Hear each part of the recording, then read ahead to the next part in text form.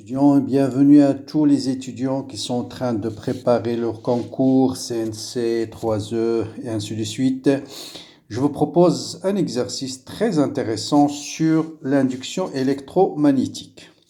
Donc vraiment, il faut bien réfléchir. Je vous explique l'énoncé.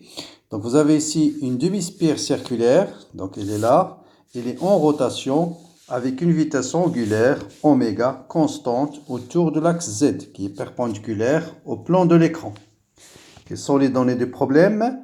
Donc dans cette région-là, vous avez un champ magnétique constant, B suivant l'axe Z. Voilà, il est sortant. Ensuite, la demi-spire va tourner avec une vitesse angulaire oméga autour de l'axe Z. Voilà, sens de rotation. Oméga autour de l'axe Z. On néglige l'inductance propre. Et bien sûr, la question, c'est déterminer quelle est l'expression du courant induit dans cette demi-spire. Voilà les données. Comme indication, bien sûr, donc il faut savoir ce que c'est que la surface d'un triangle. Et surtout, toujours vous poser la question, on est dans quel cas? Et bien sûr, dans ce cas, vous êtes dans le cas d'un circuit mobile dans un champ statique.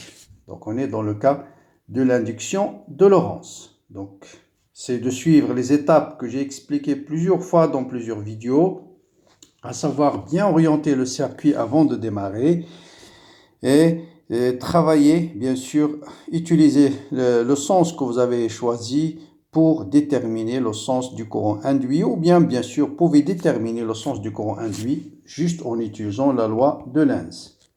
Une fois que vous connaissez le sens du courant induit, vous pouvez déterminer le module de la force électromotrice par la loi de Faraday et puis déduire le courant, quand est-ce qu'il sera positif, quand est-ce qu'il sera négatif.